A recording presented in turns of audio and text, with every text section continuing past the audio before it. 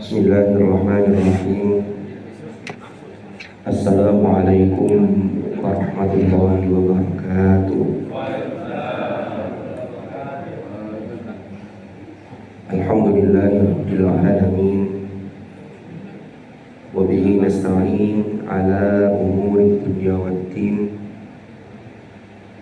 Wassalatu wassalamu ala asyrafil anbiya'i wal mursalin sayyidina Muhammad wa ala alihi wa sahbihi ajma'in.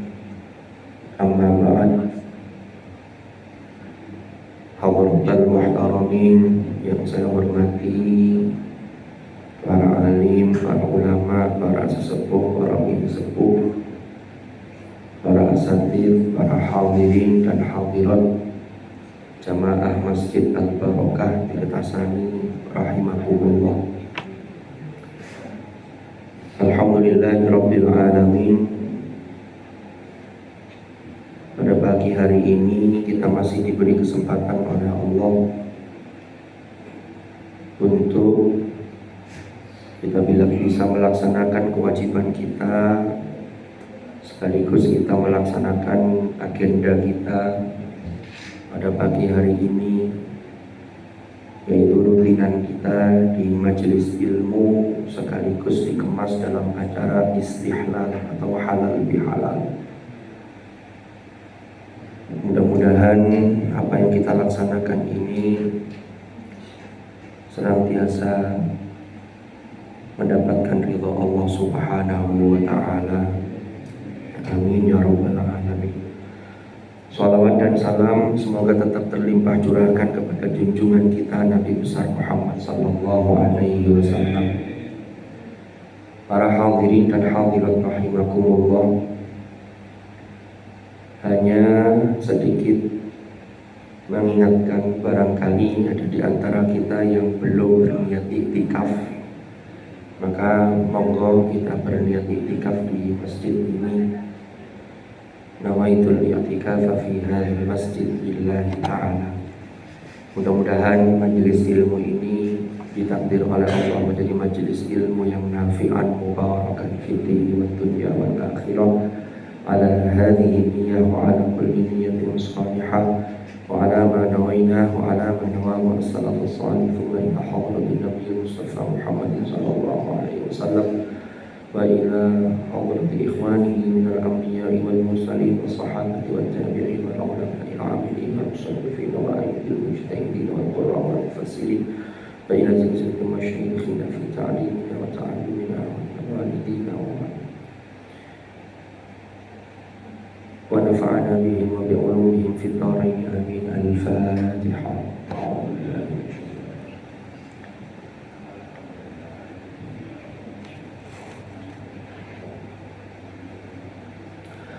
Para hadirin dan hadirat rahimakumullah, hari ini kita masih berada di bulan Syawal. Tepatnya hari ini insya Allah tanggal 12 Syawal. Ini kita masih dalam suasana Aid atau suasana Lebaran, setelah di bulan sebelumnya, yaitu di bulan suci Ramadan, kita melaksanakan ibadah puasa didukung dengan ibadah-ibadah yang lain. Kalau kita amati,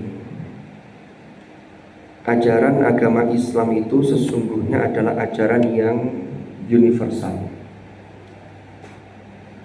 Umpama di saat, mohon maaf nih, tidak bermaksud menyinggung agama lain, umpama dari aspek bersuci saja, itu kalau di yang lain itu ada yang mengharuskan dengan menghadirkan bunga 7 rupa umpama itu. Kalau di dalam Islam itu cukup dengan air. Apa yang dimaksud dengan universal?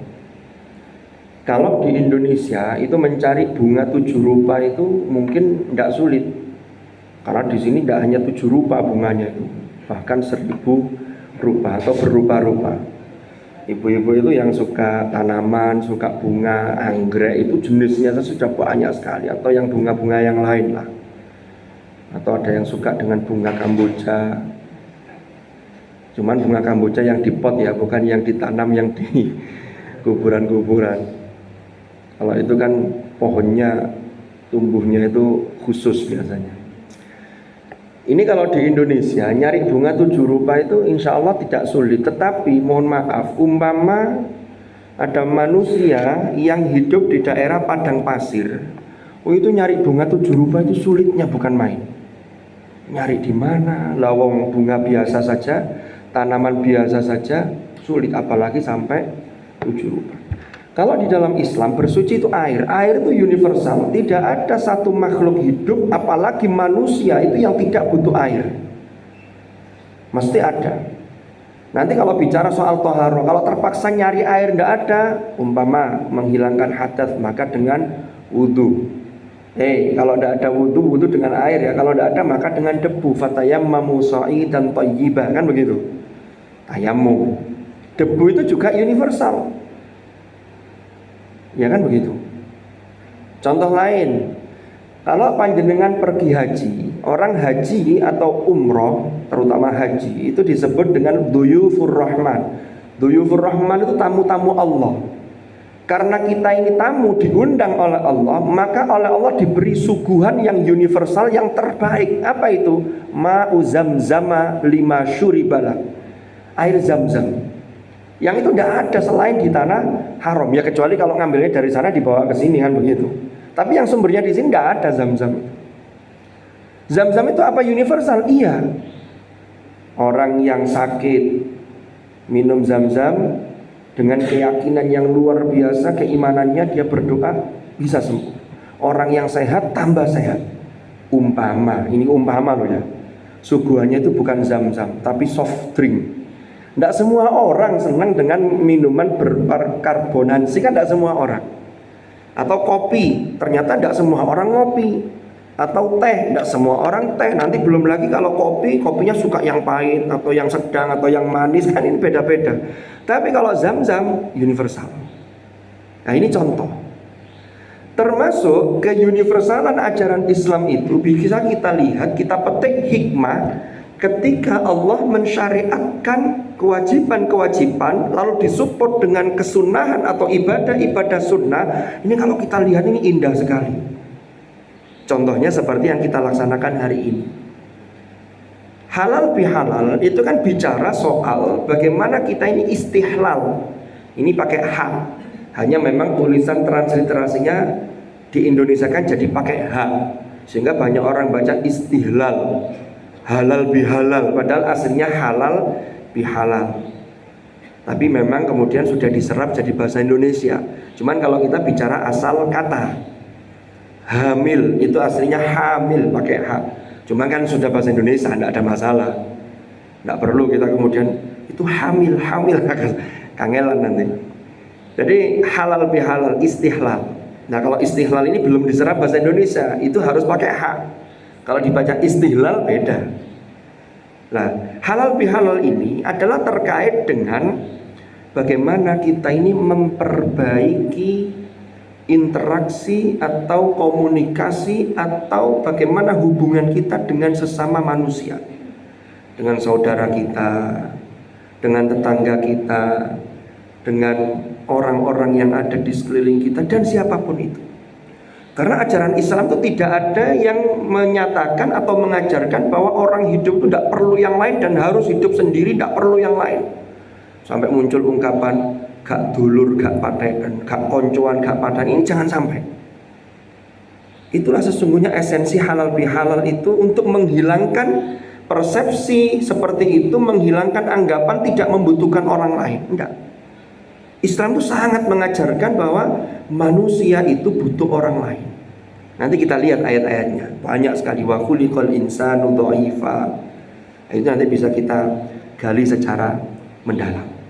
Lah, kita meminta maaf dengan sesama manusia, saling memaafkan dengan sesama manusia itu tidak langsung. Ini ada proses upgrade ketakwaan kita. Dimulai dari kapan? Dimulai sejak Ramadan. Bahkan Ramadan itu sudah dipersiapkan sebelumnya sebagaimana dicontohkan oleh Hadratur Rasul sallallahu alaihi wasallam. Lalu Ramadan orang mengupgrade ketakwaannya secara individu, secara vertikal, tetapi pesannya adalah yang vertikal ini jangan meninggalkan yang horizontal. Ini dulu pernah kita bahas ketika Ramadan. Makanya disupport sekali orang yang puasa lalu dia memberi buka puasa bagi orang lain, manfaat poroso iman, memberi buka puasa kepada orang puasa yang lain, bukan dirinya ya. Itu pahalanya seperti pahala yang diberikan pahala orang puasa itu, dengan tidak mengurangi pahalanya orang tersebut. Lalu disupport dengan infak, sodako, kegiatan sosial, sehingga Rasulullah itu dalam riwayat disebutkan karena Rasulullah sallallahu alaihi wasallam ajwadan nasi bil khair wa kana ajwadu ma yakunu fi Ramadan hina yalqahu Jibril, kan begitu. Jadi Nabi itu orang yang paling dermawan, dan lebih dermawan, lebih nemen lomannya itu ketika Ramadan. Berarti apa? Ramadan orang sudah diasah. Maka hubungan vertikal yang sudah kita upgrade, kita perbaiki ini tidak cukup sampai di situ, maka harus dengan sesama manusia. Kan begitu. Termasuk walaupun kita ini ketika Id kemarin sudah bertemu, sudah saling maaf-maafan, ini ada halal bihalal lagi. Nanti apalagi ada informasi, ada acara inti yaitu ramah tamah. Nah ini luar biasa ini. Tadi pagi saya ke bawah itu ibu-ibu sudah mulai gelar karpet, nata meja, masya Allah. Insya Allah saya tidak lama-lama ini karena di bawah sudah siap, nanti keburu dingin. Cuma kalau sarapan kisuun ya gak pati enak, tapi rotot tambah didik lah gitu. Masih jam gangsal guys, masih belum berarti. Sarapan jam 5 ini kan jarang sekali, kecuali kalau kita kerja pagi saja jam 5 kadang-kadang sudah tidak sarapan, sebentar aja gampang gitu. Ya ini nasi jam 5, ya nantilah jam-jam 8 lah agak pantas gitu ya. Oke, kita lanjutkan dulu. Para hadirin dan hadirat jamaah Masjid Al-Barakah rahimakumullah. Nah, sekarang kita mulai melihat apa sih sesungguhnya esensi dari saling memaafkan, esensi halal bihalal. Kenapa kok manusia itu mesti harus mau memaafkan, sekaligus dia harus mau meminta maaf. Minta maaf dan memaafkan itu tidak harus menimbang begini. Kita mau Id, lalu mau minta maaf, ngaturakan sedaya kelepatan, mau melaafkan batin, lalu kita tidak mau mulai. Enggak aku koyo gak duwe dosa nang wong iki, enggak boleh. Karena manusia itu adalah sisi-sisi yang unik. Bahkan manusia itu dalam baiknya saja itu kadang-kadang masih ada buruknya. Tetapi jangan khawatir, dalam buruknya masih ada setitik baiknya. Cuma kalau sudah kadung keparahannya, naudzubillah. Jadi orang itu yang kelihatannya baik saja itu kadang masih ada sisi tidak baiknya. Maka inilah kita ini esensinya harus saling memaafkan. Nah, kita lihat. Pertama, berangkat dari sabda Rasulullah sallallahu alaihi wasallam. Jadi suatu ketika Rasulullah itu dawuhi atau menasehati sahabat yang namanya Uqbah ibnu Amir. Jadi Uqbah ini rupanya dia bertanya, kemudian Rasulullah menyampaikan kepada Uqbah yang nasihat itu sesungguhnya memang disampaikan kepada Uqbah, tapi ini tetap secara umum karena ini isinya luar biasa. Kata Rasulullah begini, ya Uqbah, ala ukhbiruka bi afdali akhlaqi ahli dunya wal akhirah. Wahai Uqbah, mau enggak kamu ini aku kasih tahu, saya beritahukan kepadamu bi afdali akhlaqi ahli dunya wal akhirah. Akhlak yang paling utama, akhlak yang paling top bagi penduduk dunia dan akhirat. Wah, ini Rasulullah sudah membuka dengan pernyataan di dalam matan, dalam teks hadisnya itu luar biasa. Jadi sudah, ini kalau orang mau menyampaikan sesuatu itu disampaikan dulu keutamaannya. Ini loh, orang penasaran apa itu? Mau nggak saya kasih tahu akhlak yang paling utama bagi penduduk dunia dan akhirat. Ini tidak hanya penduduk dunia, tapi bi afdali akhlaqi ahli dunya wal akhirah. Rasulullah melanjutkan dawuhnya. Yang pertama kata Rasulullah, tasiluman qata'aka. Engkau menyambung tali silaturahim kepada orang yang memutus tali silaturahim kepadamu. Wah, ini angel, ini abot ini.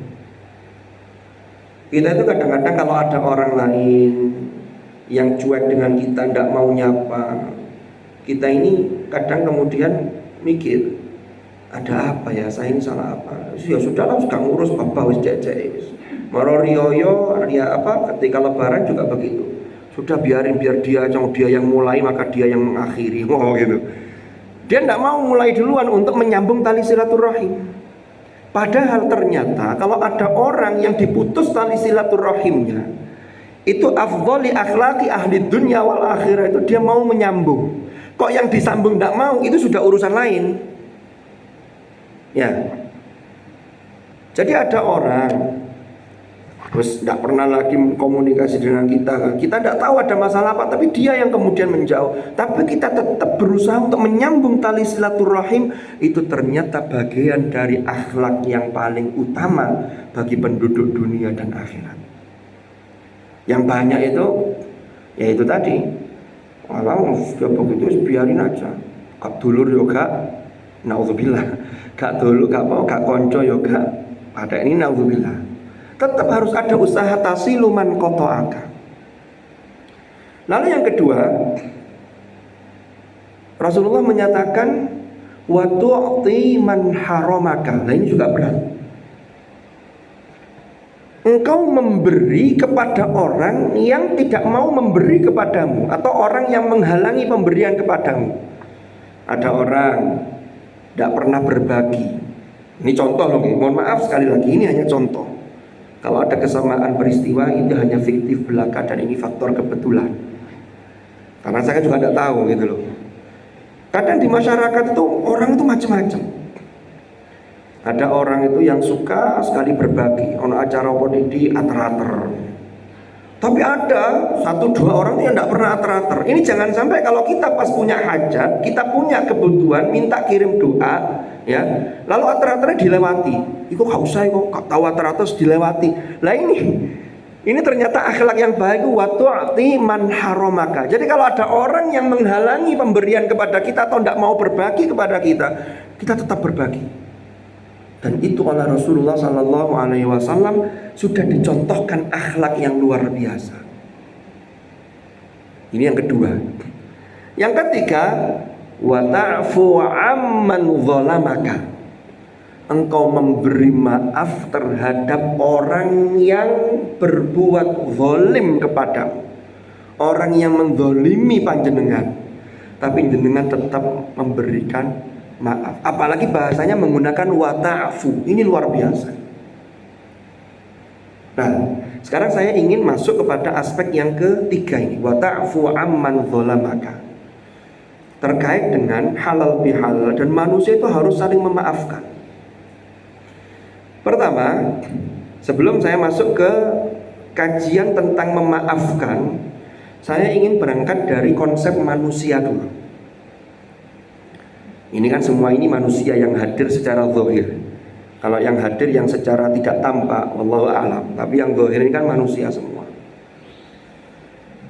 Di pertemuan yang dulu pernah kita kaji, manusia itu adalah makhluk yang luar biasa unik. Bahkan dirinya sendiri itu kadang-kadang belum tuntas untuk memahami diri kita sendiri. Bahkan kita tidak bisa memahami diri kita. Disinilah kemudian karena sifat Rahman Rahimnya Allah, Allah turunkan petunjuk yang dari dengan petunjuk Al-Quran itu kita ini dibimbing untuk menuju jalan keselamatan dan kebahagiaan. Karena manusia itu kalau tidak dibimbing wahyu, hanya modalnya akal saja. Akal itu harus dibimbing wahyu. Karena kalau tidak, akal itu mendapatkan informasi dari indera, dari panca indera kita, yang ini kalau tidak dibimbing wahyu bisa salah jalan. Akal itu kadang menyimpulkan sesuatu bisa salah. Kenapa? Karena tidak ada bimbingan yang hakiki. Contoh, betapa sering kita ini tertipu melihat benda yang bengkok ada di dalam air. Informasi dari mata melihat pulpen yang kita masukkan ke dalam botol ini itu kelihatannya bengkok. Kenapa? Karena efek dari air ini. Kalau akal tidak ada yang bimbing, akal hanya mengatakan oh pulpen ini bengkok, ini kesimpulannya.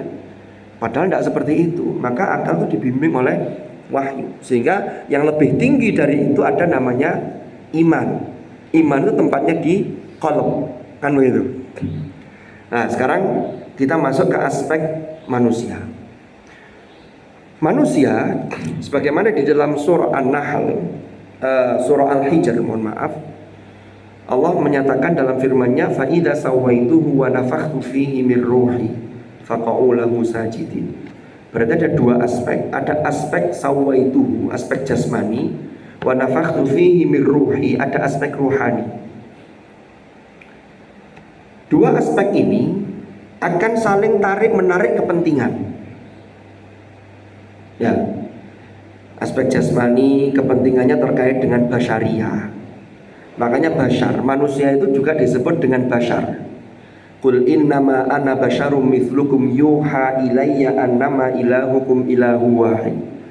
Rasulullah itu di akhir surah Al-Kahfi, Allah Subhanahu wa taala itu menegaskan dan memerintahkan kepada Rasulullah, "Qul," katakanlah wahai Muhammad, "innama ana basyarum mithlukum." Sesungguhnya aku ini adalah bashar, manusia yang punya kebutuhan basyariah seperti kalian. Bedanya yuha ilayya, aku diberi wahyu. Yuha diwahyukan kepadaku. Apa intinya dari wahyu itu? Annama ilahukum ilahu wahid, ketauhidan. Kan begitu. Sehingga Rasulullah diangkat sebagai nabi dan rasul. Tetapi dalam Islam itu, lagi-lagi ini kembali ke ajaran Islam itu adalah universal. Maka di dalam Islam itu kebutuhan yang sifatnya basyariah itu tidak dikekang, tetapi diarahkan dan dimanage serta harus dibimbing oleh agama. Kita butuh makan, tetap makan. Wakulu washrobu, minum, tapi wala tusrifu, jangan berlebihan. Berlebihan itu bisa dari kuantitasnya, bisa dari satu aspek, umpama suka makanan ini berlebihan, ini juga membahayakan. Maka bimbingan wahyu melalui Al-Quran dan juga bimbingan yang disampaikan oleh Rasulullah, risalah yang dibawa lalu kemudian dijelaskan dengan hadis-hadis Rasulullah, ini sangat penting sekali untuk kita ikuti. Nah, lalu ada kebutuhan umpama basyariah, kebutuhan terhadap lawan jenis. Ya, ini harus dibimbing, tidak diumbar. Dibimbing oleh wahyu, dibimbing oleh agama. Maka laki-laki dan perempuan yang ajnabiyah, yang orang lain, itu kemudian kalau muncul rasa saling mencintai, ini harus diikat dengan akad nikah yang sahih. Itu kan begitu. Tak bisa seperti dunia barat, umpama, oh yang penting suka sama suka, tidak apa-apa, saya ngumpul jadi satu rumah, satu kamar. Muncullah istilah kumpul kebo. Lalu mereka kenapa? Karena saling suka sama suka. Ini karena mereka konsepnya itu adalah antroposentris. Antroposentris itu pusatnya sesuatu itu adalah manusia. Pokoknya manusia senang. Inilah yang nanti memunculkan kehidupan yang hedonis. Ini yang berbahaya.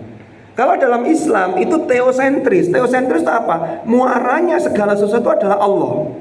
Maka apapun yang kita lakukan dipertanggungjawabkan kelak di hadapan Allah. Makanya orang yang betul-betul keimanannya kuat, ini melakukan sesuatu pelanggaran tuh mikirnya sekian kali. Bukan pokoknya dipikir mburi, enggak. Ini enggak boleh. Nah, kembali ke bashar tadi. Jadi manusia itu disebut dengan bashar. Lalu manusia itu disebut dengan al-ins. Wa ma khalaqtul jinna wal insa illa liya'budun. Al-ins itu ada yang mengatakan ini akar katanya dari al-uns. Al-uns itu maknanya harmoni. Manusia itu aslinya punya bawaan itu pingin mengalami atau menjalani atau merasakan kehidupan kedamaian yang harmoni, terutama didorong dari sisi batin. Ya, makanya manusia itu, umpama ada orang yang perilakunya buruk, itu kalau disebutkan keburukannya, itu dia sebenarnya tidak suka. Bahkan ada orang yang perilakunya buruk lalu disebutkan kebaikannya, walaupun kebaikan itu tidak 100% ada pada dirinya, tapi dia merasa senang, merasa bangga. Wah, panjenengan ini, padahal dalam hatinya itu naudzubillah. Itu tidak seperti itu. Tapi ketika disebut kebaikannya, itu ada kebanggaan. Karena manusia itu asal katanya uns tadi itu. Ada lagi tadi al-uns yang kemudian berderivasi termasuk jadi al-insan. Ketika manusia disebut insan, ya, ini akar katanya dari termasuk nasia. Nasia itu apa? Nasia itu maknanya lupa. Makanya ada al-hadits au kama qol al-insanu mahallul khata' wan nisyan. Menungso itu tempatnya salah dan lupa. Orang itu kalau lupa itu berpotensi salah.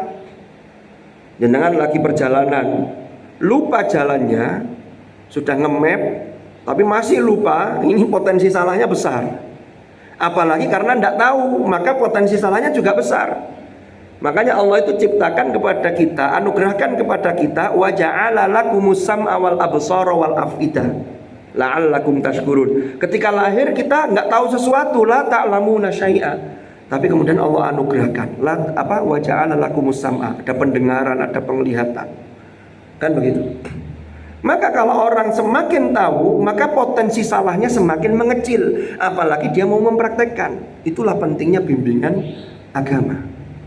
Ya sama, makanya ilmu itu kan kita mengetahui sesuatu, ilmu apapun, apalagi terlebih ilmu agama. Karena ilmu agama itu kompas kita untuk menuju tujuan yang hakiki, yaitu akhirat. Lah dunia, ilmu-ilmu terkait dengan yang lain, ini harus mengantarkan untuk ke sana. Makanya semua ilmu itu miliknya Allah. Lah ilmu itu kalau kita pelajari, nanti endingnya harus menghasilkan khasyatullah, yaitu rasa takut kepada Allah itu semakin meningkat. Nah, kembali ke insan tadi. Kalau panjenengan amati, karena insan itu akar katanya dari nasia tadi, lupa, maka semua kata insan di dalam Al-Quran itu seringkali dikaitkan dengan hal-hal yang negatif. Nanti ada pengecualian.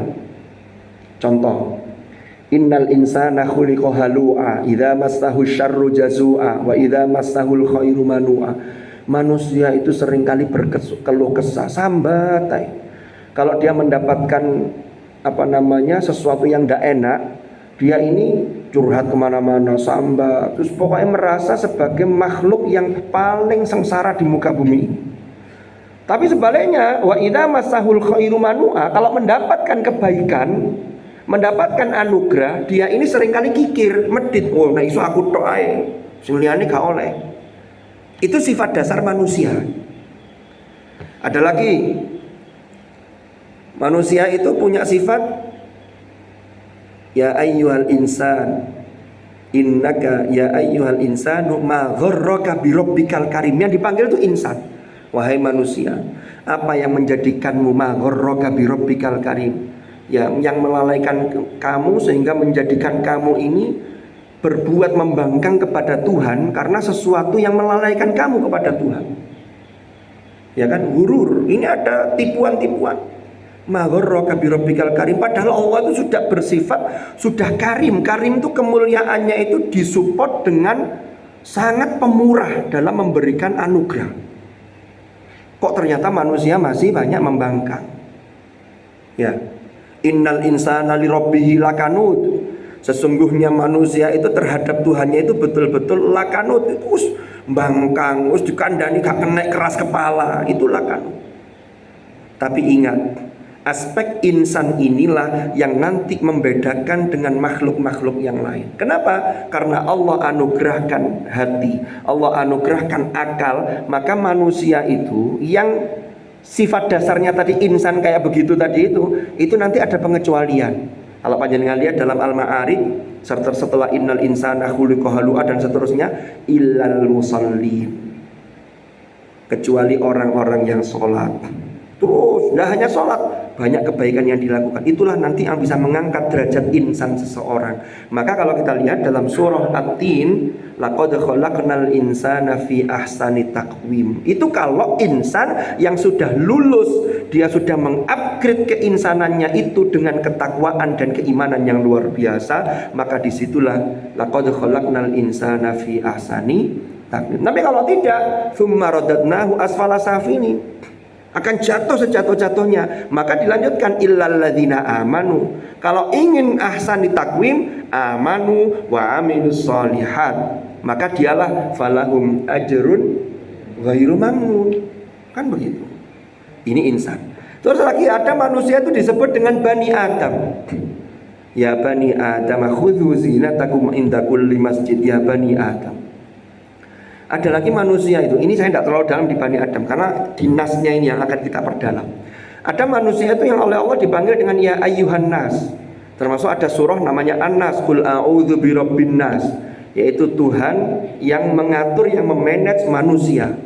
Ternyata para ulama itu ketika melihat manusia menggunakan kata An-Nas itu memiliki makna dari sisi dimensi sosial.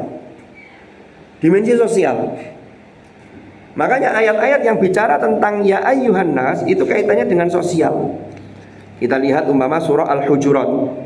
Ya ayyuhan nas inna khalaqnakum min dzakari wa untha wa ja'alnakum syu'uban wa qabaila lita'arafu inna akramakum indallahi atqakum. Wahai sekalian manusia. Ya.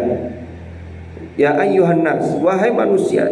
Jadi kami menciptakan kalian itu dari laki-laki dan perempuan, dan kami jadikan kalian itu berbangsa-bangsa, bersuku-suku, berbeda-beda. Itu adalah untuk saling ta'arofu, saling mengenal, saling memahami. Sehingga kalau sudah saling mengenal, sudah saling memahami, disitulah muncul ta'awun, yaitu saling tolong menolong. Ada yang kekurangan, dia punya empati untuk segera melakukan menolong saudaranya.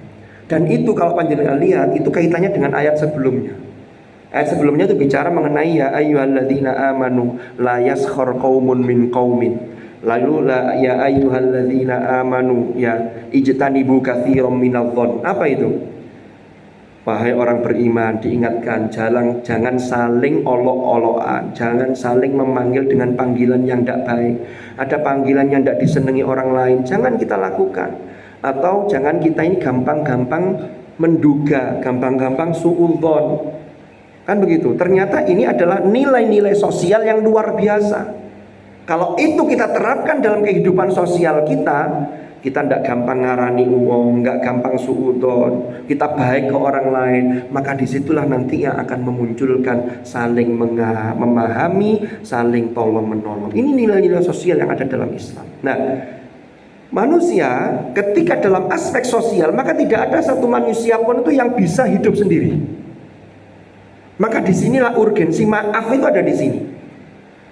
Wong kita ini kadang-kadang tidak ngapa-ngapain saja bisa jadi dianggap salah oleh saudara kita. Makanya saya mohon maaf baik yang saya sengaja atau tidak sengaja. Wong ngaji begini loh, kadang cerita apa itu juga ada yang tiba-tiba mohon maaf menyinggung perasaan. Saya mohon maaf. Wah, Ustaz kira nyindir. Atau gara-gara cerita yang saya sampaikan, saudara kita kemudian batin tentang kita. Nah, ini kan jadi masalah. Oh, iku pokoknya iki yo. Sudahlah. Makanya itu perlu minta maaf itu. Karena kita tempatnya khilaf. Nah, sekarang kita masuk ke ayat.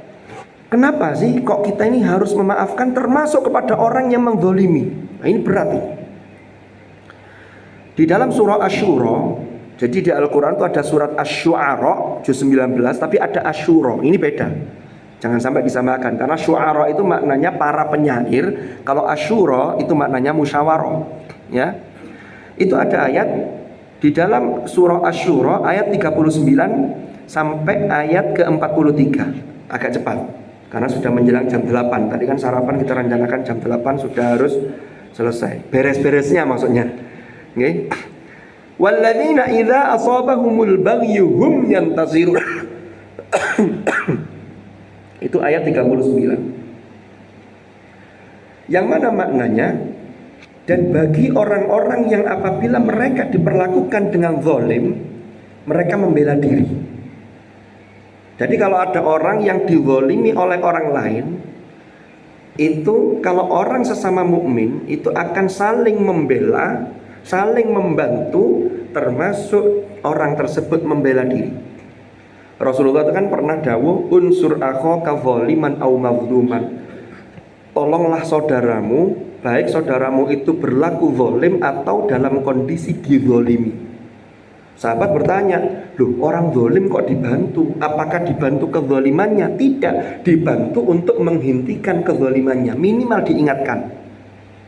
Kalau yang dizalimi, bantuannya jelas. Ya, umpama dizalimi dari sisi apa? Ya, dari sisi embargo ekonomi umpama, maka kita membantu. Atau dizalimi dalam hal apa? Umpama tanahnya diserobot orang lain, kita membantu apa yang bisa kita bantu. Minimal membantu itu dengan doa.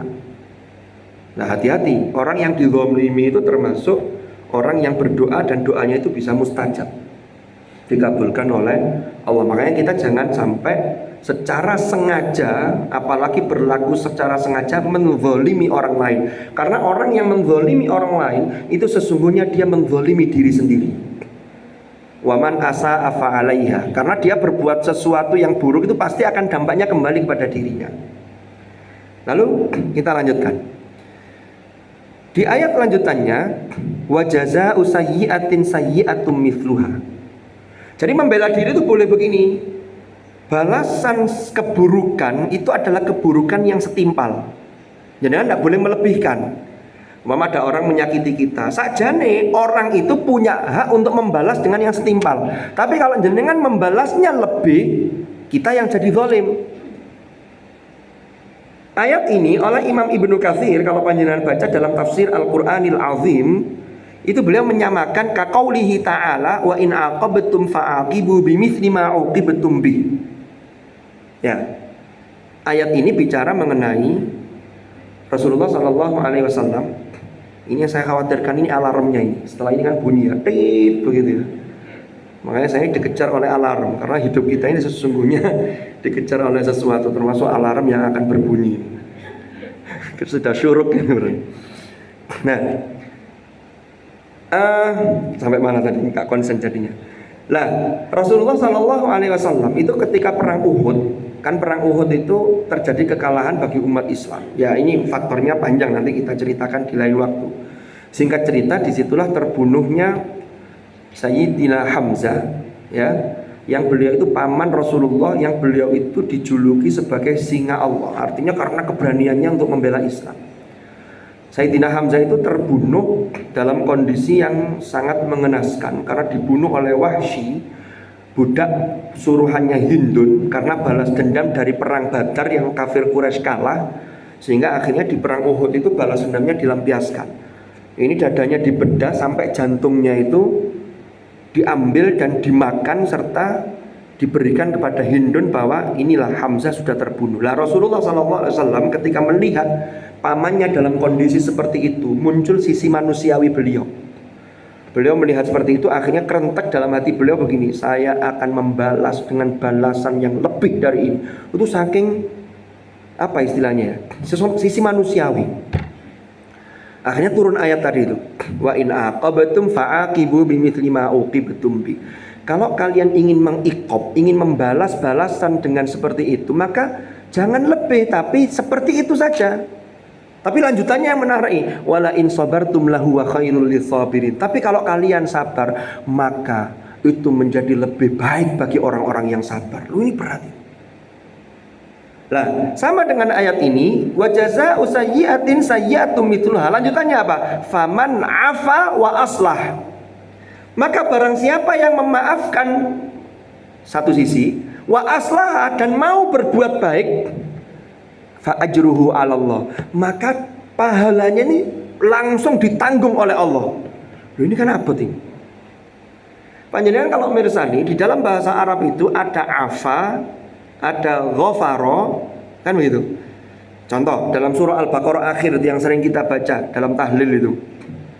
Setelah kita berdoa, Rabbana la tu'akhidna in nasina au akhtana. Nah, ini kembali lagi manusia tadi, ya Allah, la tu'akhidna, jangan siksa kami in nasina, jika kami ini lupa, karena memang manusia itu tempatnya lupa, au akhtana, atau kami berbuat salah.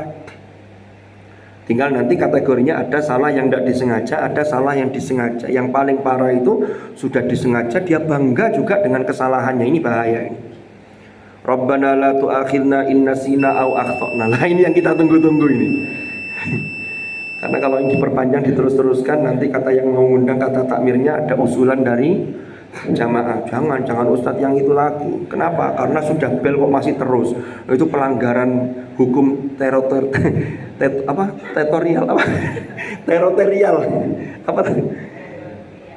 bukan tutorial, beda. batas tutorial, bukan tutorial, no? Teritorial. Gini. Sedikit lama-lama menjadi bukit. Jadi gini, kan lanjutannya, Rabbana la tu'akhidna, setelah itu Rabbana wala tahmil alaina, Rabbana wala tuhammilna, sampai pada wa'fu anna waghfir lana warhamna. Itu ada 3 level. Bahasa Arab itu sama-sama memaafkan, tapi levelnya al-afu dengan levelnya ghafaro itu beda. Kalau wa'fu anna itu memaafkan sampai pada seakan-akan menghapus. Jadi dulu guru saya itu mengibaratkan itu kalau wa'fu anna itu memaafkan, contohnya apa? Kesalahannya tidak seberapa. Umpama kalau kita kesalahan itu kita ibaratkan sebagai tulisan, itu menggunakan pensil, maka tulisan pensil itu bisa dihapus dengan karet penghapus, bisa bersih. Itu al-afu. Ini level yang paling tinggi. Lah, manusia itu kan ada dosanya kepada Allah, itu ada yang dosanya sedikit sehingga dihapus sudah bersih lagi. Itu berarti mendapatkan al-afu dari Allah. Makanya Ramadan kemarin kita memperbanyak doa, Allahumma innaka afuwun karim tuhibbul afwa fa'fu anna. Ya kan begitu. Lalu ditutup fa'fu anna ya karim. Lalu ada level yang atasnya lagi, bukan level atasnya, ini level bawahnya, itu ghafara waghfir lana. Waghfir lana itu apa? Karena dosanya itu sudah luwih nemen, itu ibarat nodanya pakai pulpen. Apalagi pakai spidol, pakai penghapus tidak bisa menghapus. Yang bisa apa? Pakai correction pen atau tipek, stipo. Mohon maaf, ini bukan bermaksud sebut merek. Ditutup di atasnya. Itu kalau kering stipo itu tipek itu dikerik, maka nodanya masih ada. Tidak bersih. Kenapa? Karena ditutup. Makanya doa kita itu berlapis. Ya Allah, kalau dosa dan kesalahan saya ini, ya itu masih bisa dihapus, hapus ya Allah. Tapi kalau tidak bisa ya Allah, panjenengan tutup ya Allah. Kalau insya Allah ini betul-betul ini taubat, saya tidak ngulangi lagi. Ditutup. Berarti dapat pengampunan.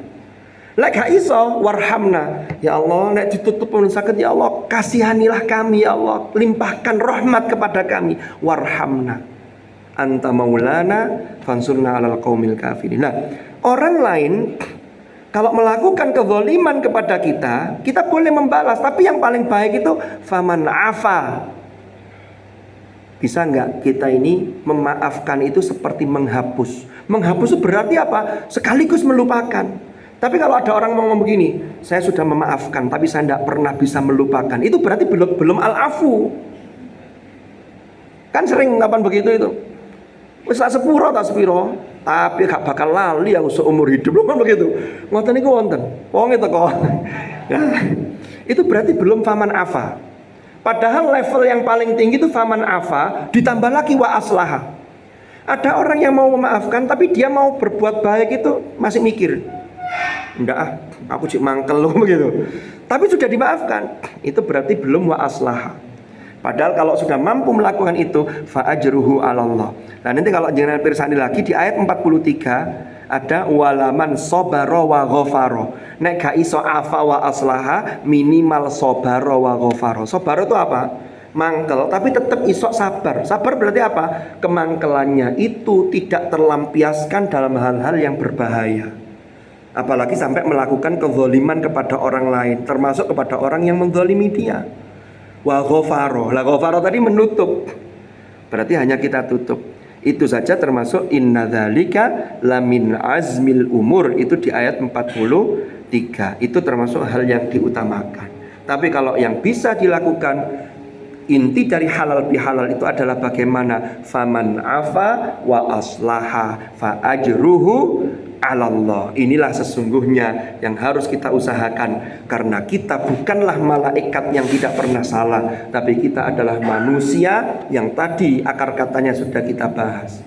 Maka Persoalannya bukan siapa yang bersalah yang harus minta maaf duluan, tapi yang paling penting adalah siapapun kita, maka kita harus bersegera minta maaf. Kalau kita minta maaf, maka otomatis dalam hati kita sudah memaafkan. Karena konsepnya sederhana, kalau kita ingin dimaafkan oleh orang lain, maka tentunya kita harus memaafkan. Kan begitu? Karena siapapun akan berpotensi untuk melakukan perbuatan salah dan juga khilaf. Saya kira itu, karena belnya sudah lebih dari 5 menit, saya khawatir nanti acara ramah tamah tidak maksimal, maka segera kami akhiri majelis ini. Mudah-mudahan manfaat, mudah-mudahan barokah. Al-Fatihah. A'udzubillahi minasyaitonir rajim.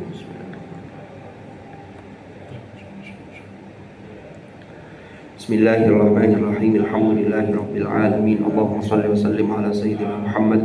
Allahumma anfa'na ma 'allamtana wa bima 'allamtana wa 'allimna ma yanfa'una warzuqna 'ilman nafi'a. Allahumma ja'al ijtima'ana hadha ijtima'an marhuma wa tafarruqana min ba'dihi tafarruqan ma'suma wa la taj'al ma'ana wa fina shaqiyyan wa la mahruma bi rahmatika ya arhamar rahimin.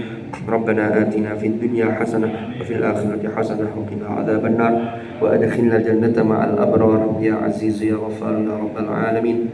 Jazallahu anna sayyidana wa nabiyyana Muhammadan sallallahu alaihi wasallam afdhala ma huwa ahlu wa salamun alal mursalin walhamdulillahi rabbil alamin. Al-Fatihah.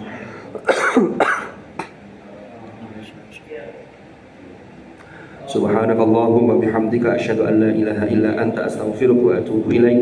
Wassallallahu ala sayyidina Muhammadin walhamdulillahi rabbil alamin. Hadanallahu wa iyyakum ajma'in. Al-afa minkum. Wassalamu alaikum warahmatullahi wabarakatuh.